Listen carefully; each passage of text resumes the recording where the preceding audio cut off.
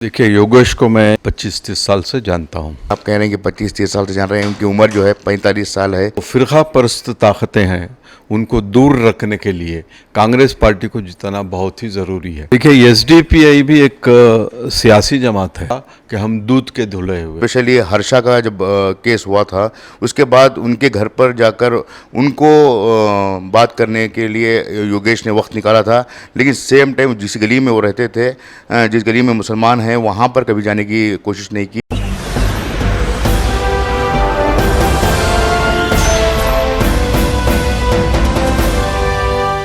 Shimoga assembly इंतखाबात के लिए KPCC से ऑब्ज़र्वर शिमोगा के लिए जो सईद अहमद साहब हैं, इस वक्त हमारे साथ मौजूद हैं।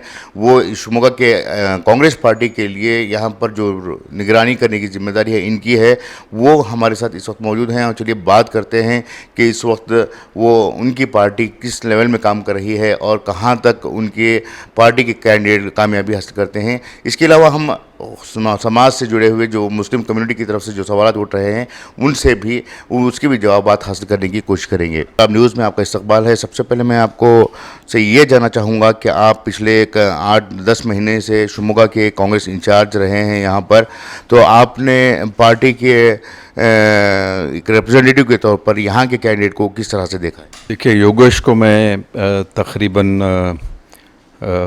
25-30 साल से जानता हूँ।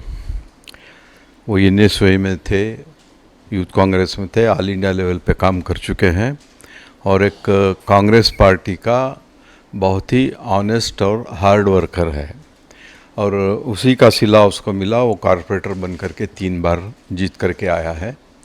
और इस बार हाई कमांड ने चुन करके उनको शिमोगा सिटी से असम्बली का कैंडिडेट भी बनाया गया है।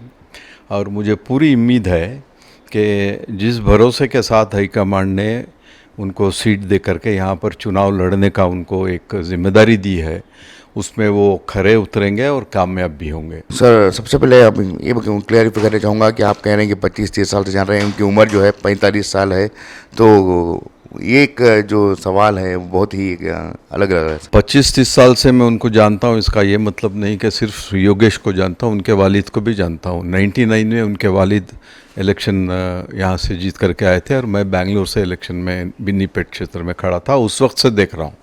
He was a young boy.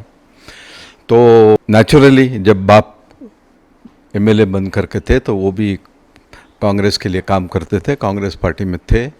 और जैसे जैसे उनकी उम्र बढ़ती गई, NSY में स्टूडेंट पॉलिटिक्स, यूथ कांग्रेस, ऐसे ही करके वो ऊपर आए हैं और ग्रास रूट लेवल से काम करते हुए ऊपर आए हैं। ऐसे नहीं कि ऊपर से आके एकदम बैठ गए, और ये सब लोग जानते हैं। सर, जिस कैंडिडेट को कांग्रेस ने यहाँ शिमोगा में टिकट दी है, उसके ताल्लुक से शिमोगा में स्पेशली माइनॉरिटीज में बेकरारी है और उनके ताल्लुक से नाराज़गी है।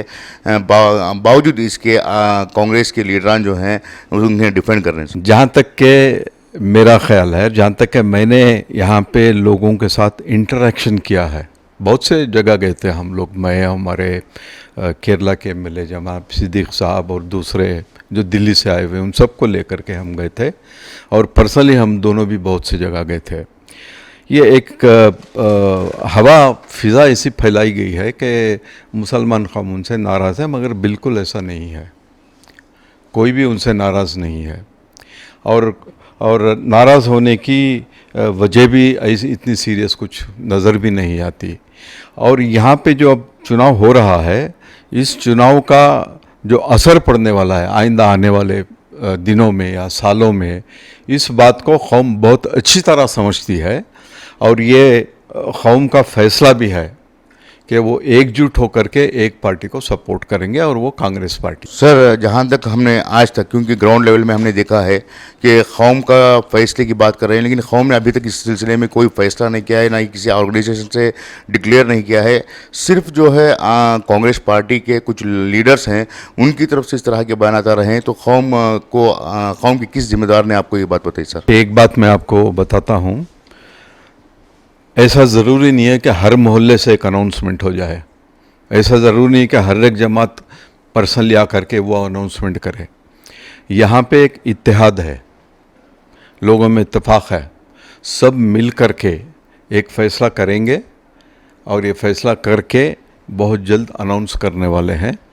और सीधी सी बात है कि कांग्रेस पार्टी की आइडियालॉजी से हम लोग जुड़े हुए हैं और मुसलमान कौम भी जुड़ी हुई है। इस आइडियालॉजी को आगे लेकर के जाने के लिए और जो फ़िरक़ा परस्त ताकतें हैं उनको दूर रखने के लिए कांग्रेस पार्टी को जिताना बहुत ही ज़रूरी है। मुसलमान कांग्रेस की आइडियोलॉजी से जुड़े होने की बात करें, लेकिन जब यहाँ पर एसडीपीआई भी है, एमआईएम भी है, और तमाम मुसलमानों को सिर्फ कांग्रेस से जोड़ना कहाँ तक दुरुस्त है सर? एसडीपीआई के बारे में मैं आपसे कहना चाहूँगा कि एसडीपीआई भी एक सियासी जमात है।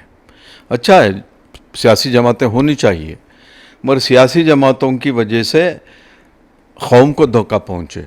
मैं ये नहीं कह रहा हूँ कि एसडीपी की वजह से धक्का पहुँचेगा, मगर जो एक्शंस एसडीपीआई के होते हैं, मिसाल के तौर पे हमारा वोट बंटना, जो इख्तिदार में आज पार्टी है, ऐसी पार्टियों का सपोर्ट मिल जाता है उनको उसकी तब वजह से, तो हम ये नहीं चाहते।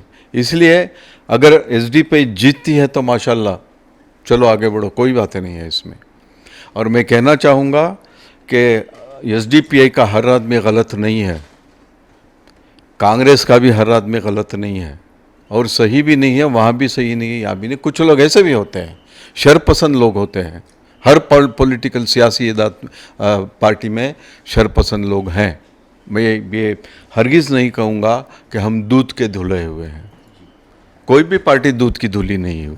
इसलिए लोगों को ये समझ में आता है कि आज के जो हालात हिंदुस्तान में है, ख़ास करके कर्नाटक में और शिमोगा में है, ये शिमोगा एक ऐसी जगह है जहाँ से हर चीज़ की पैदाइश होती है। जो हमारे ख़िलाफ़ काम करते हैं, हमारी कौम के ख़िलाफ़ काम करते हैं, यहाँ से पैदाइश होती है। इसलिए ये फ़िरक़ा परस्त लोगों को ख़त्म करना हम लोगों का और हमारे जो आइडियालॉजी को मानते हैं उन सब का फ़र्ज़ बनता है। सर, आप कह रहे हैं कि फ़िरक़ा परस्ती को ख़त्म करना है, लेकिन जो कैंडिडेट आपका यहाँ शिमोगा से है वो भी फ़िरक़ा परस्ती के मामलात में 2-3 मामलात में हाईलाइट हुए हैं। स्पेशली हर्षा का जब केस हुआ था, उसके बाद उनके घर पर जाकर उनको बात करने के लिए योगेश ने वक्त निकाला था, लेकिन सेम टाइम जिस गली में वो रहते थे, जिस गली में मुसलमान हैं, वहाँ पर कभी जाने की कोशिश नहीं की। तो ऐसे जो कैंडिडेट है उससे कैसे फ़िरक़ा परस्ती कम हो सकती है सर? हर्षा का जो केस है, असल में हर्षा आरएसएस का आदमी नहीं था, उसको बना दिया गया आरएसएस का आदमी। और ऑन ह्यूमैनिटीज़ सेक अगर मैं भी चली जाऊं तो उसमें गलत बात नहीं है।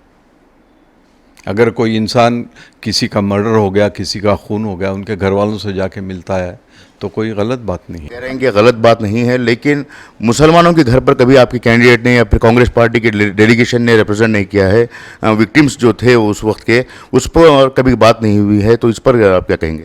कांग्रेस पार्टी से कोई भी नहीं गया है तो मैं खुला के बताना चाहूँगा कि ये गलत है, जाना चाहिए। मगर मेरे इन्फॉर्मेशन के मुताबिक हमारे लोग गए हुए हैं, मदद भी ऑफ़र की गई है और योगेश भी गए हुए हैं। हो सकता है प्रेस ने उसको हाईलाइट नहीं किया होगा, गए हुए हैं, मिले हुए हैं, और आप चाहें तो इसका 1-2 प्रूफ मैं आपको कल ऑफिस में दे दूंगा। सर, हमने विक्टिम्स से 2 दिन पहले भी बात की है, इस सिलसिले में हमारा इंटरव्यू भी है। वे जो विक्टिम्स रहे हैं तो उन्होंने कहा है कि किसी की तरफ से हमारी मदद नहीं हुई, न कोई कांग्रेस का लीडर हमारे पास पहुंचा था। तो आप कह रहे हैं कि विक्टिम्स को तक मदद पहुंचाई गई है, क्या आप ऐसे विक्टिम से इंटरव्यू करवा सकते हैं सर? ज़रूर, क्यों नहीं करें, आज ही बुलाइए, कल बुलाइए, करेंगे ज़रूर, नो प्रॉब्लम। मगर मैं ये भी आपको दिखा दूंगा कि कौन गए थे, कितनी मदद किसको कहाँ मिली। हो सकता है 1-2 लोग मिस हो गए होंगे बिकॉज ऑफ द डिस्टेंस, या टाइमिंग्स मिस हो गए होंगे, या तो वो इलाज के लिए हॉस्पिटल चले गए थे, या कुछ ऐसा कुछ भी हो सकता है। मगर गलत इल्ज़ामात लगाने में किसी का फ़ायदा नहीं होगा। ये थे सईद अहमद साहब, जिन्होंने बताया कि इनका कैंडिडेट जो है सेक्युलर है और वो पूरी तरह से कामयाबी हासिल करने के लायक है। और साथ में उन्होंने ये भी वाज़ेह किया है कि जो हर्षा का विज़िट था, हर्षा के घर पर विज़िट हुआ है, वो ह्यूमैनिटरी बेसिस पर हुआ है। तो देखते हैं कि इनके ताल्लुक़ से जो राय है वो अवाम तक मुतमईन करती हैं या फिर और भी सवालात उठेंगे। कैमरा पर्सन इरशाद के साथ मुदस्सिर अहमद, इनकलाब न्यूज़, शिमोगा।